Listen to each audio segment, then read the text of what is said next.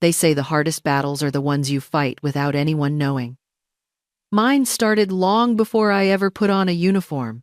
My name is Megan Carter, and for 15 years I served in the United States Army, 12 of them overseas. But if you asked my father, he'd tell you I was just a driver. I remember that day like it was stitched into the back of my mind.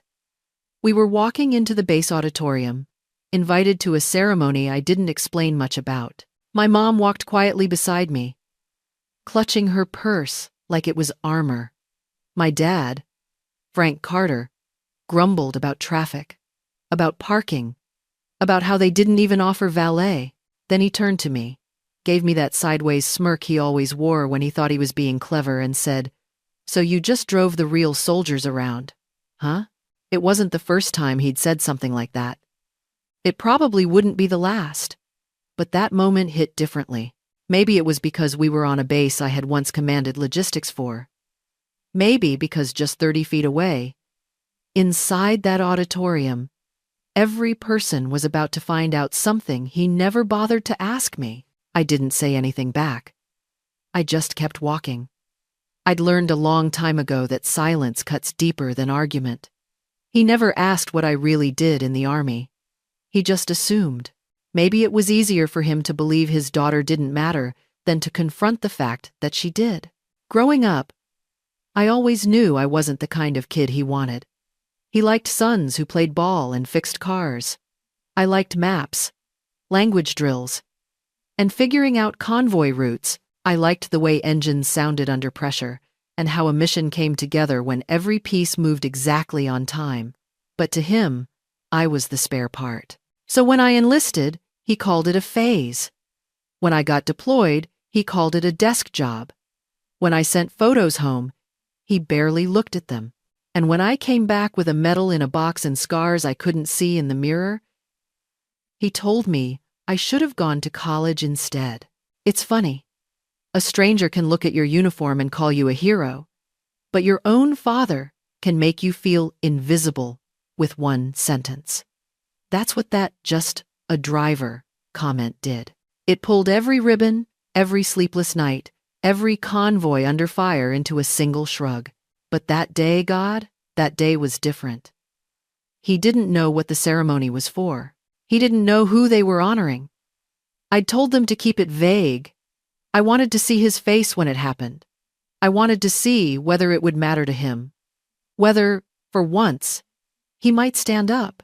And so, I stayed silent, biting back everything I could have said in that moment, letting him walk ahead, letting him believe I was just the girl behind the wheel, the one who stayed in the shadows while the real heroes stood in the spotlight.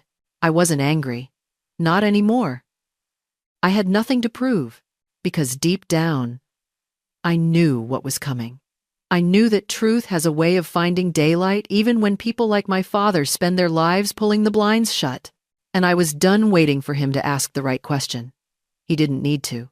He was about to hear the answer, along with everyone else in that room. My brother was the kind of son fathers brag about in barbershops. His name was Daniel. And from the time we were kids, it was clear he was the golden one. He got straight A's, played football, kept his room clean, and always knew how to answer my dad's questions with the kind of confidence that earned praise. I, on the other hand, was a different story. I liked asking why more than I liked saying yes. I got caught climbing fences, sneaking flashlights into bed so I could read maps instead of fairy tales. I didn't care for dresses, and I never once dreamed of being a bride. I wanted to drive trucks, take things apart, and see the world beyond our town. My father didn't understand me, and maybe he didn't want to. He was a man who believed everything had its place, and I never quite fit where he thought I should. Daniel was his soldier before he ever wore a uniform. I was just the noise in the background. The house was filled with framed photos of Daniel's games, his ROTC trophies, and later, his cadet uniform from the academy. My own accomplishments sat quietly in a drawer, usually behind my mother's recipes. When I made the honor roll or won the science fair, my dad would nod, then pivot the conversation back to my brother's next big move. Mom tried, in her own soft way, to balance it out. She'd leave notes in my lunchbox or bring me to the bookstore when I felt like disappearing. But even she couldn't undo the dynamic that had taken root. Dad had already decided who the leader was, and I wasn't even in the running. When I told him I wanted to enlist, he laughed so hard he had to set his coffee down. "You?" he said, like it was the funniest joke he'd heard all year. "What are you going to do? Paint the tanks?" Then he leaned back and added, "Don't worry. I'm sure they need drivers too." I didn't cry, not then. I just nodded, like I always did when I wanted to scream, and I signed the papers anyway. Not to prove anything to him, but to prove to myself that I wasn't invisible.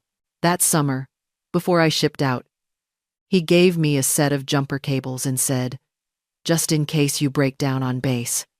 I remember holding them in my hands, not sure whether to laugh or throw them across the yard. I ended up packing them.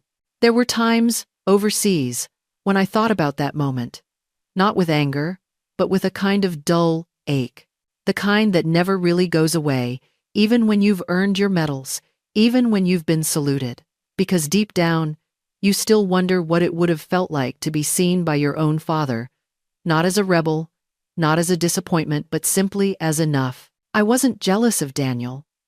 He was good at what he did, and he worked hard.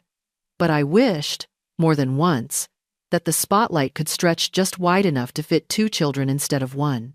That maybe there was room in my dad's heart for a daughter who didn't walk the straight line, but marched her own way forward. Looking back now, I realize he didn't mean to hurt me.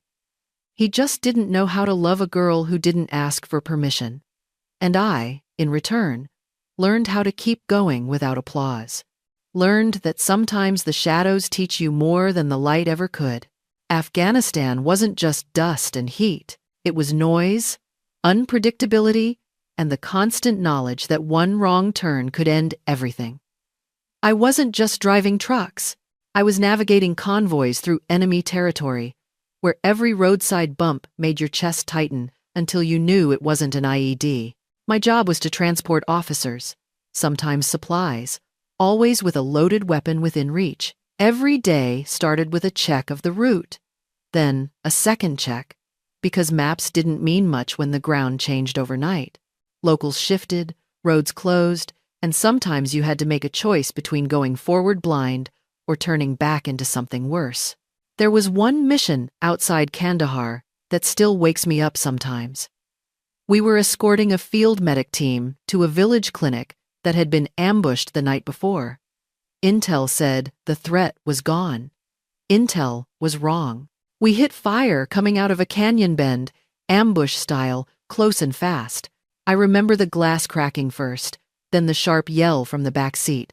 One of the younger officers caught shrapnel in the thigh.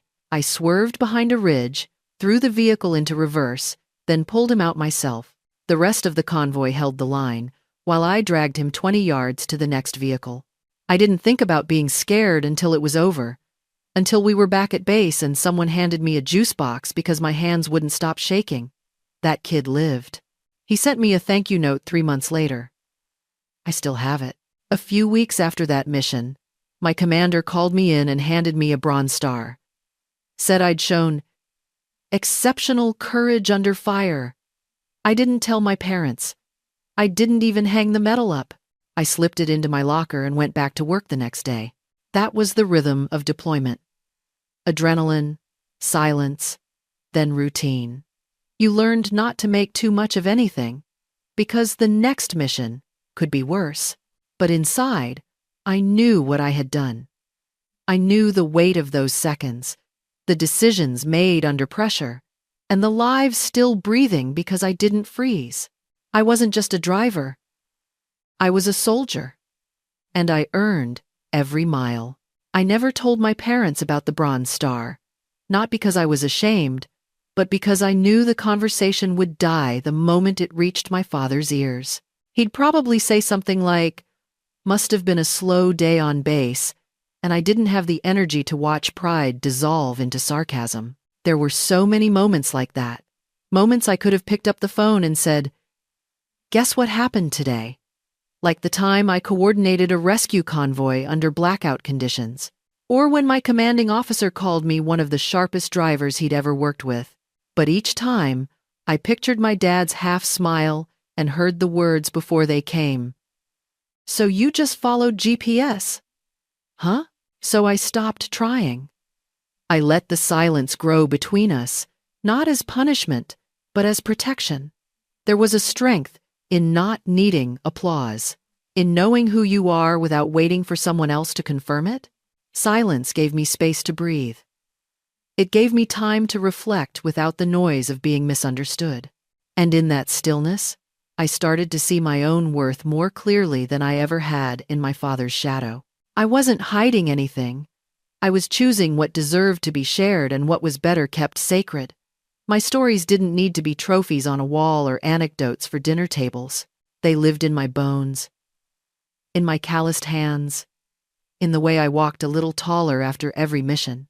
People think silence is emptiness. But for me, it was armor. It kept the best parts of me intact, untouched by dismissal or doubt. I didn't need my dad to say, "I'm proud of you." I just needed to know that, even if he never said it. It didn't change what I'd done. There's power in quiet things. In a look held too long, in the calm after a firefight, in the kind of peace that doesn't ask for permission to exist. And that's the kind of strength I carried home with me. Quiet, unshakable. Mine.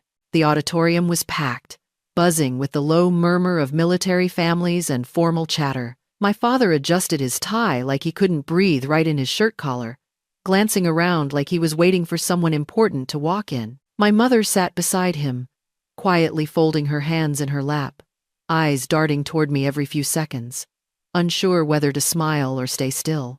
I stood a few steps behind them. Not in uniform, just in simple dress. No name tag, no ribbons. Just me. It was the first time I'd seen that many officers in one room since deployment. Rows of medals, chests held high, and a sense of ceremony thick in the air. You could smell the starch in their collars. A man in dress blues stepped to the podium. "Ladies and gentlemen, today we recognize an exceptional soldier. One whose leadership saved lives, whose career reflects the very best of what it means to serve." My father leaned toward my mom and whispered, "Hope they're quicker than last year. I'm starving." Then the man said it. Lieutenant Colonel Megan Carter. There was a pause, not a breath in the room. My name echoed off the walls, like someone had dropped a glass in a cathedral. And then, as if on cue, every uniformed soldier in the room stood to attention. My father chuckled. "Just a coincidence." His voice carried a little too loudly in the silence. "Must be another Megan Carter." He was still seated. Everyone else was on their feet, eyes fixed on the back of the room. On me. I stepped forward, heart pounding hard enough to drown out the applause.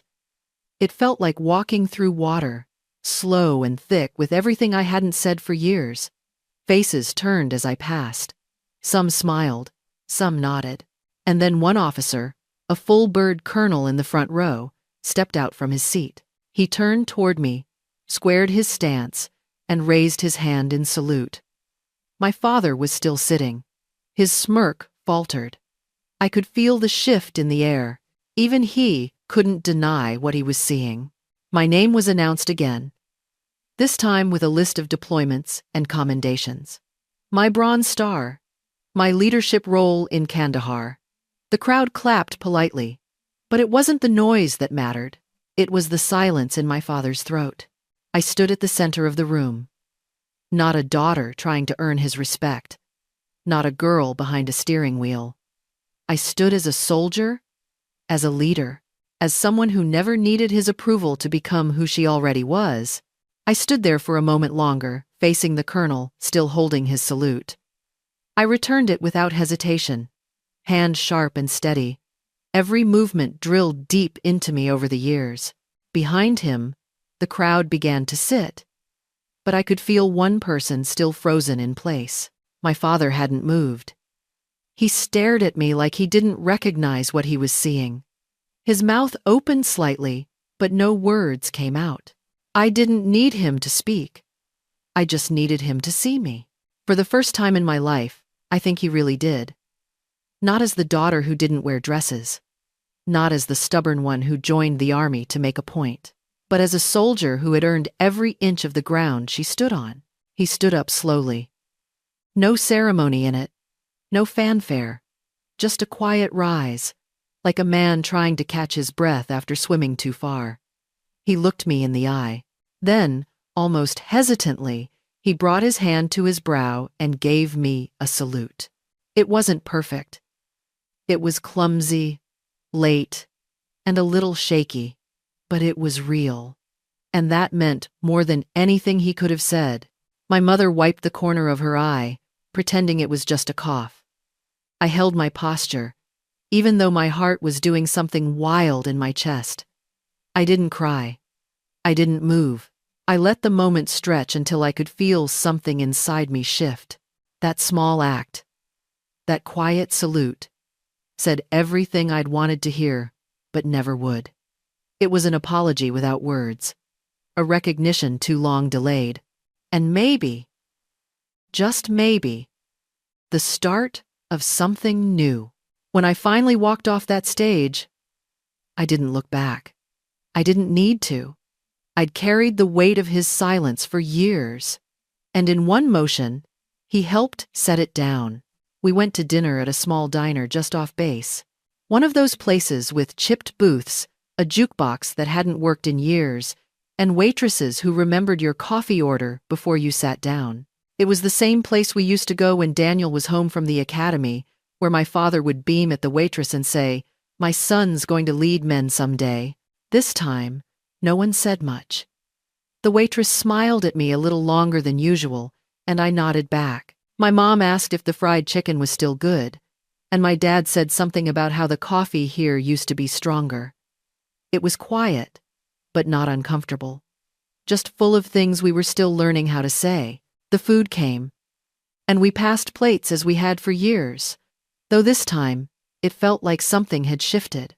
There was no talk about the ceremony, no mention of medals or speeches, but my father kept glancing at me, then quickly away, like he was still trying to connect the woman across from him with the girl he used to brush off. I let it be.